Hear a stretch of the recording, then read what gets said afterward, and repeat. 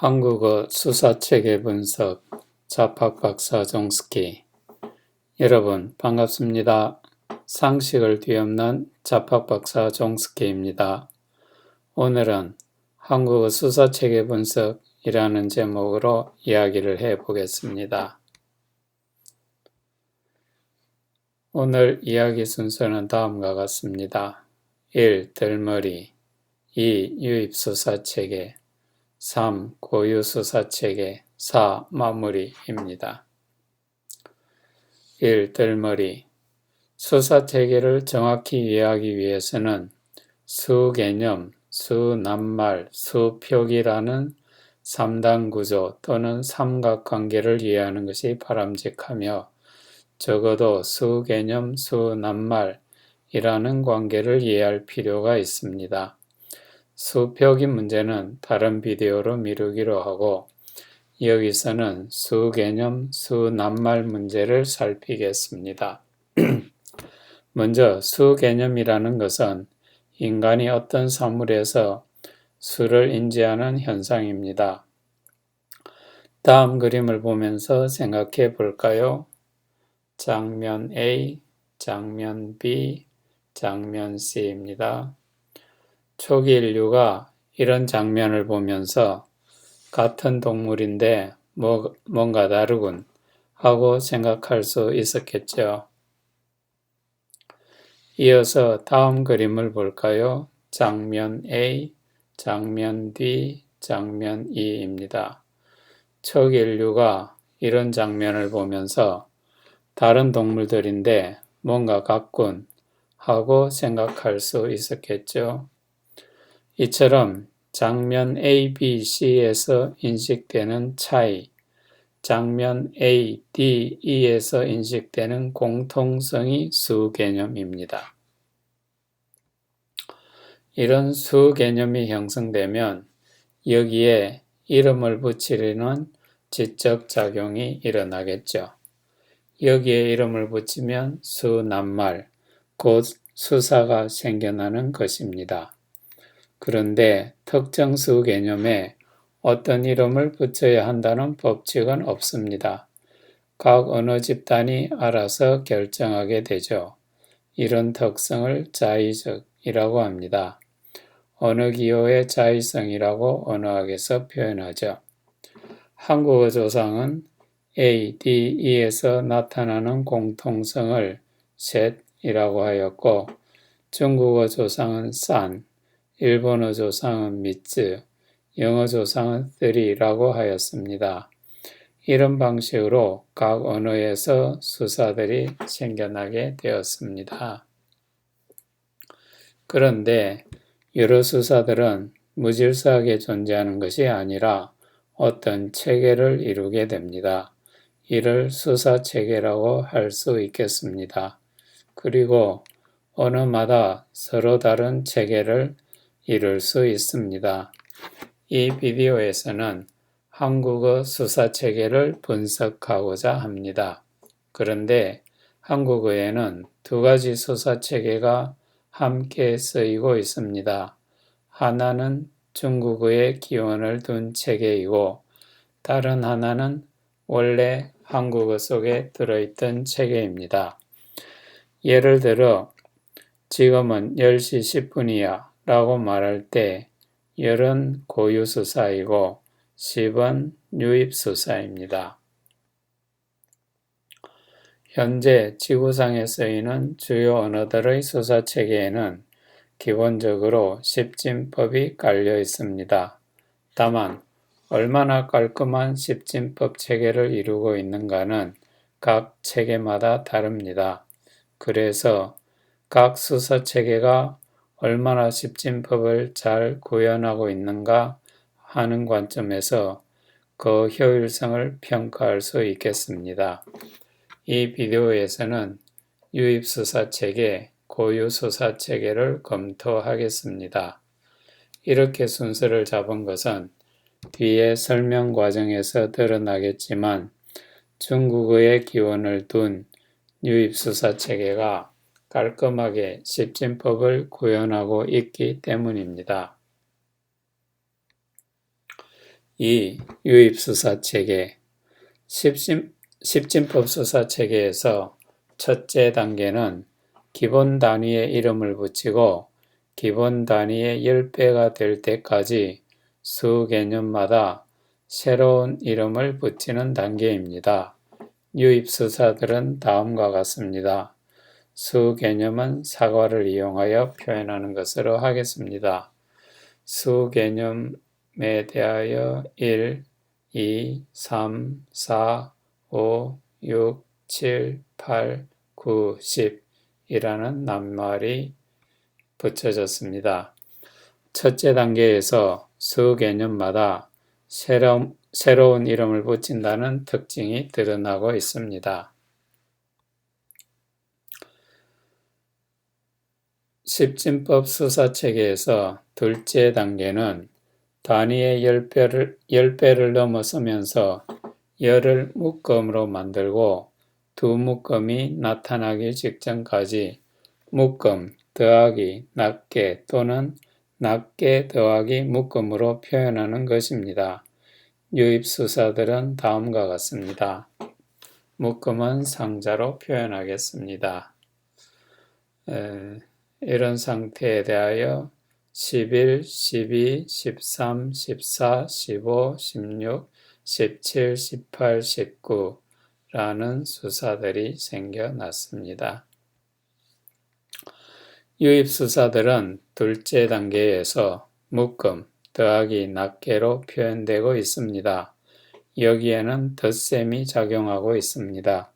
예를 들어 13은 10 더하기 3이라는 뜻이죠. 다만 더하기는 말로 표현되지 않고 있습니다.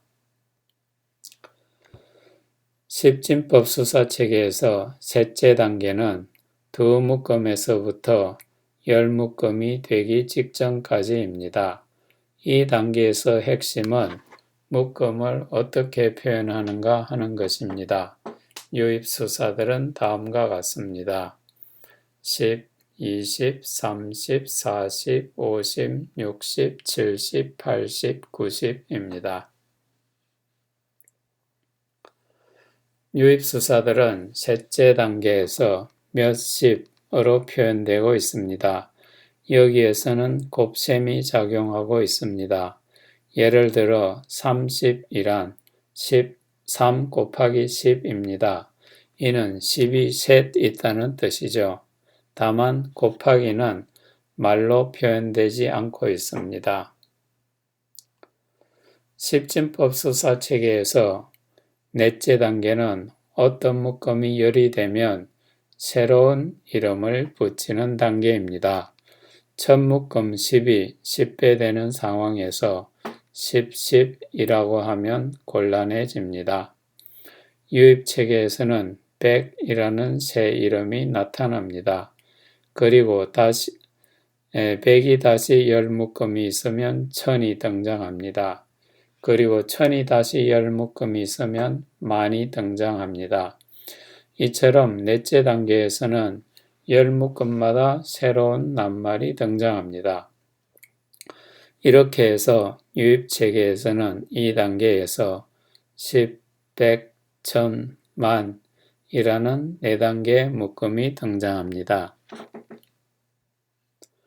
십진법 수사체계에서 다섯째 단계는 어떤 묶음이 열이 되는 상황에서 새로운 이름을 붙이지 않고 예전 낱말을 이용해서 표현하다가 어느 단계에서 새로운 낱말을 만드는 것입니다. 유입체계에서는 만이 10배이면 10만이라고 하고 다시 10배이면 100만이라고 하고 다시 10배이면 1000만이라고 하죠. 아직 새 낱말이 등장하지 않는 점에 주의하시기 바랍니다. 그런데 다음 10배를 만만이라고 하면 곤란해집니다. 그래서 이제 새로운 낱말이 필요합니다. 억이 등장하죠. 이렇게 어떤 묶음이 10배가 되었는데 새로운 이름이 나타나지 않으면 십진법이 더 이상 쓰이지 않는다는 것을 말합니다. 곧 유입체계에서 십진법은 만까지입니다. 이후 만, 10만, 100만, 1000만에서 새 이름이 나타나지 않다가 만만이 아니라 억이 나타나므로 새로운 원리가 등장합니다. 곧 만이라는 묶음이 10배가 아니라 만배에서 새로 이름이 등장하므로 이를 만진법이라고 합니다.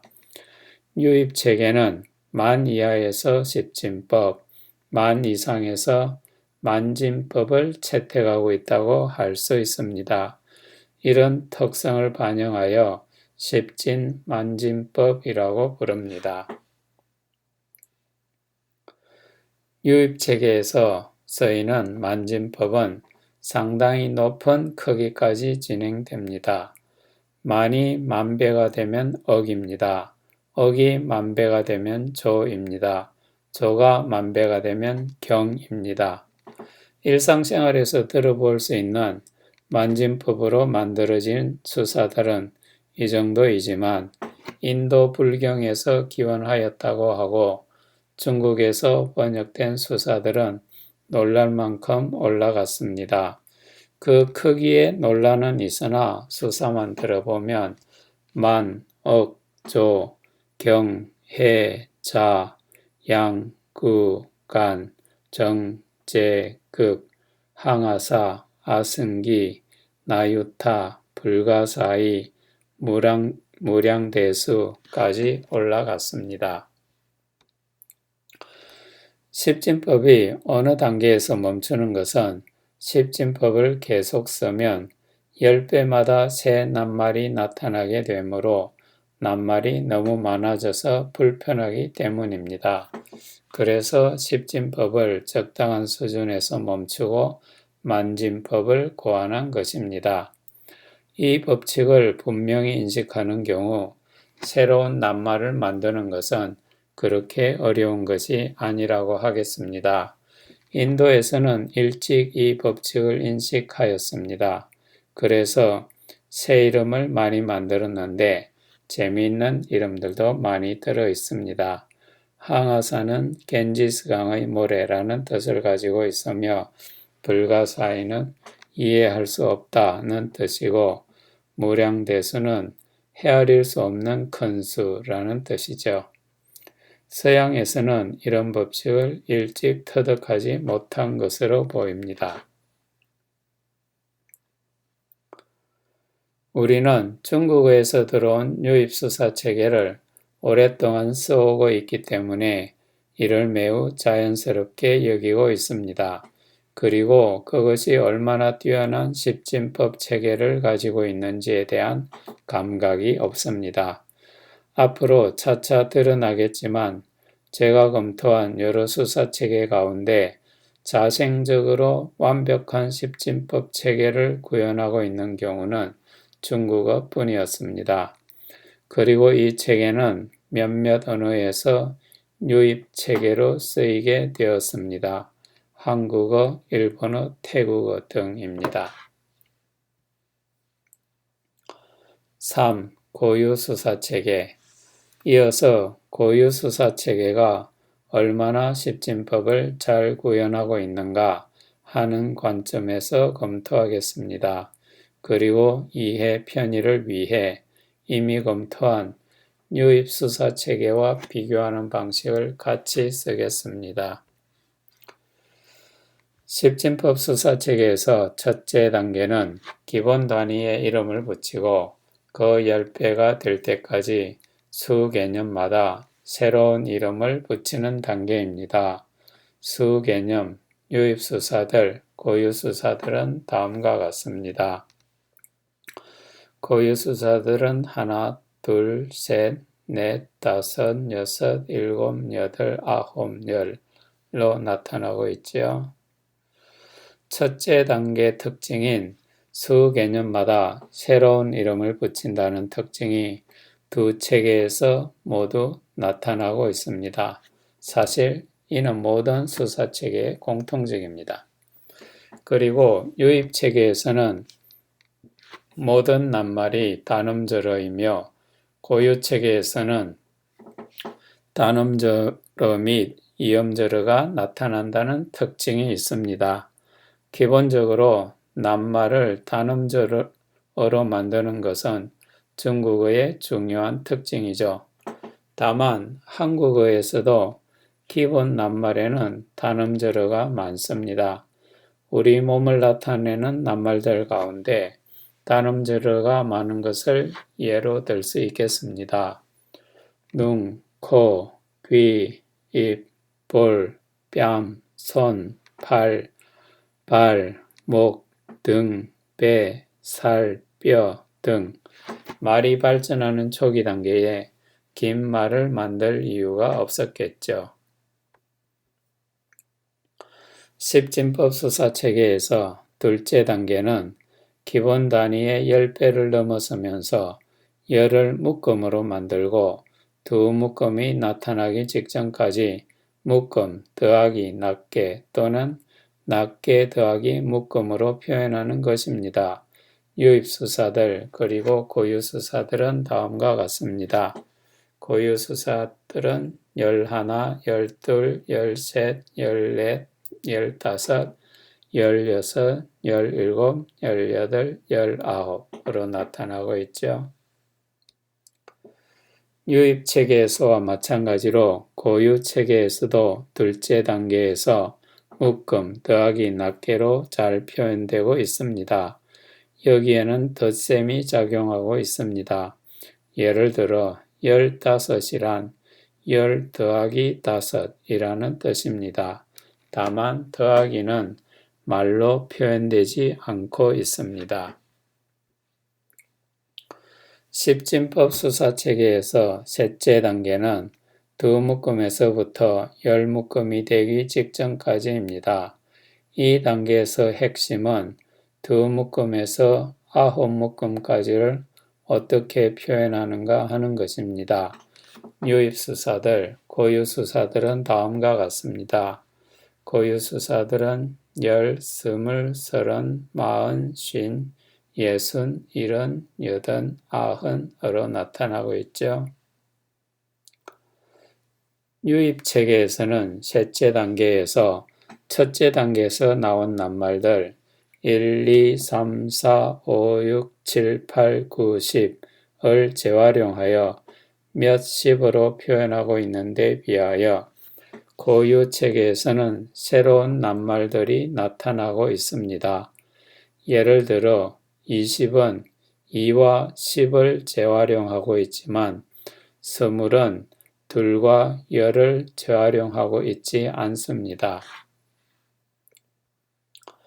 처음으로 유입체계와 다른 특징이 고유체계에서 나타나고 있다고 하겠습니다. 어느 체계가 이 점에서 유리할까요? 유입체계가 유리합니다. 유입체계에서 앞단계에서 1, 2, 3, 4, 5, 6, 7, 8, 9, 10을 익혔다고 합시다. 이어서 10이 이 묶음이 있으면 20이라는 것을 익히면 그 다음 묶음을 익히는 것은 자동적입니다. 30, 40, 50, 60, 70, 80, 90은 따로 외울 필요가 없을 정도입니다. 첫째 단계에서 만든 낱말들을 재활용하는 것으로 9묶음까지 표현하고 있는 것입니다. 그런데 고유체계에서 하나, 둘, 셋, 넷, 다섯, 여섯, 일곱, 여덟, 아홉, 열을 익혔다고 합시다. 이어서 열이 둘 묶음이 있으면 스물이라고 하는 것을 익히더라도 다음 세 묶음, 네 묶음이 무엇인지 짐작할 수 없습니다. 따로 외워야 하는 것입니다. 이런 불규칙성은 불리한 특성입니다. 고유체계가 이상적으로 발전하였으면 위 표와 같이 둘열, 셋열, 넷열, 다섯열, 여섯열, 일곱열, 여덟열, 아홉열로 되었을 것입니다. 그렇게 하지 않은 것은 중대한 실수라고 생각됩니다. 이 특징은 고유 수사체계가 유입 수사체계에 밀리는 중요한 원인이라고 추정됩니다. 어린이들에게 할아버지는 몇 살이시니? 라고 물어보면 76살이세요 라고 대답하는 것은 듣기 어렵고 76이에요 라는 식으로 대답하는 것을 쉽게 듣는 것은 1은 같은 표현이 70보다 기억하기 어렵기 때문일 것입니다. 이런 현상은 외국어로서 한국어를 배우는 사람들에게서는 더 분명히 관찰할 수 있습니다.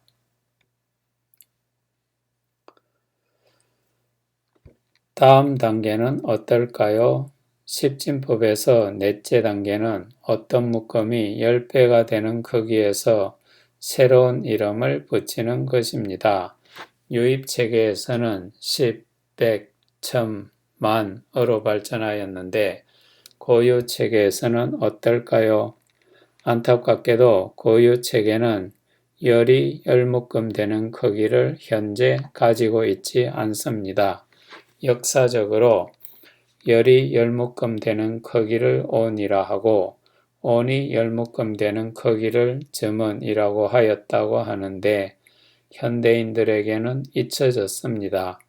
대신 유입어 체계 100, 1000, 만을 쓰고 있습니다. 그래서 10이 10묶음이 있어도 100이 되고 열이 열묶음이 있어도 100이 되는 것이 현실입니다.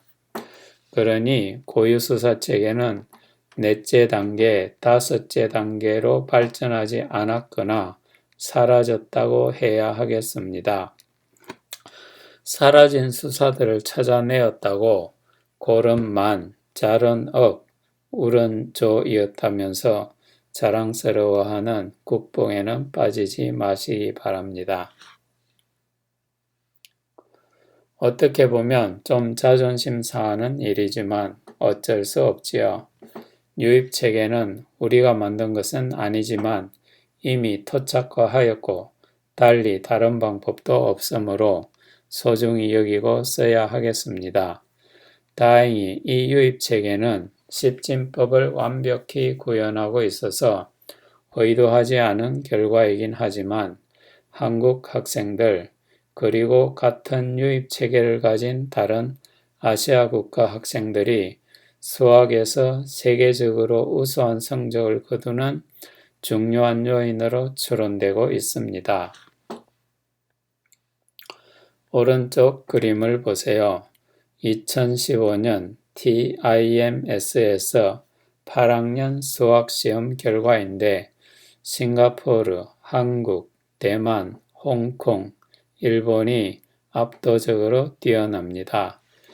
여기에는 여러 요인이 작용하였겠지만 중요한 한 요인으로서 이들이 완벽한 십진법이 구현되는 수사체계를 쓰고 있기 때문인 것으로 상당수 수학자, 언어학자들이 추론하고 있습니다.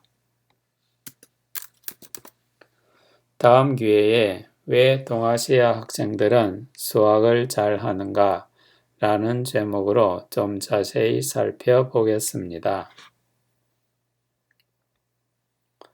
4. 마무리. 어떤 인간 집단이든지 말을 만들어서 쓰면서 살아갑니다. 어떤 말에든 여러 낱말이 들어있고 이 가운데 일부가 수 개념을 표현하는 수사입니다. 수사는 아무렇게나 흩어져 있는 것이 아니라 체계를 이루고 있습니다. 현재 지구상에 쓰이는 언어들에 들어있는 여러 수사 체계에는 기본적으로 십진법이 깔려 있습니다. 그러나 각 수사 체계가 십진법을 얼마나 깔끔하게 구현하고 있는가는 다릅니다. 언어에는 우열이 없다는 것이 언어학자들이 오랜 세월 연구한 결론입니다. 고립어인 중국어든 굴절어인 영어든 교착어인 한국어든 어떤 언어가 우월하다는 주장은 성립하지 않습니다. 우리말이 세계에서 가장 우수한 언어라고 믿는 멍청이들이 어느 나라에서든 꽤 있지만 말입니다. 제가 수십 가지 수사체계를 검토하였는데 그 가운데 자생적으로 십진법을 완벽하게 구현하고 있는 경우는 중국어뿐이었습니다. 중국어가 다른 언어보다 우월한 언어는 아니지만 중국어 수사체계는 다른 언어들의 수사체계보다 우월하다고 평가할 수 있겠습니다. 한국어에는 고유 수사체계가 있었으나 중국어 수사체계가 들어와서 같이 쓰이게 되었고 유입체계가 점차 중심적 위치를 차지하게 되었습니다. 일상생활에서 고유 수사들은 여전히 활발하게 쓰이지만 산수, 수학 같은 좀 복잡한 장면이 되면 유입체계가 기본으로 쓰이고 있습니다. 완전히 토착화하였다고 할 수 있겠습니다. 중국어에 기원하여 한국어에 들어온 유입체계는 중국어 수사체계처럼 완벽한 십진법을 구현하고 있습니다. 이는 의도하지 않은 결과이지만 중국어 수사체계 또는 중국어 기원 유입 수사체계를 쓰는 동아시아 학생들이 전 세계에서 독보적으로 뛰어난 산수, 수학 실력을 자랑하는 중요한 요인으로 작용하는 것으로 추론됩니다. 고유 체계는 셋째 단계에서 십진법을 잘 구현하지 못하는 불리한 점이 있습니다. 그리고 넷째 단계, 다섯째 단계로는 발전하지 못했거나 그 단계 수사들은 사라졌다고 하겠습니다. 한국어에서 유입수사체계는 십진법에 이어서 만진법을 채택하고 있는데 영어 등 여러 서양 언어들의 수사체계는 십진법에 이어서 천진법을 채택하고 있습니다. 이런 차이가 우리가 큰 수를 읽을 때 혼란을 일으키는 원인이 됩니다. 다른 비디오, 비법, 한국어로 큰 수 읽기 및 비법, 영어로 큰 수 읽기에서 영어로 큰 수를 읽으려고 하면 현행대로 세 자리마다 점찍기를 이용하면 되지만 한국어로 큰 수를 읽으려면 네 자리마다 점찍기로 바꿔야 한다고 설명한 것은 이런 차이를 반영한 것입니다. 이 점에서 중국, 한국, 일본은 사정이 다 같습니다. 이들 동아시아인들이 자기 언어로 큰 수를 쉽게 읽기 위해서는 네 자리마다 점찍기를 해야 합니다. 비디오를 시청해 주셔서 고맙습니다. 마음에 드셨으면 좋아요를 눌러주세요. 그리고 자팍박사 종숙기의 활동을 응원하는 의미로서 구독을 눌러주세요. 상식을 뒤엎는 여러 비디오를 만들어서 보내드리겠습니다. 늘 건강히 지내시길 바랍니다. 다음 비디오에서 또 만나요. 2020년 6월 19일 자팍박사 종숙기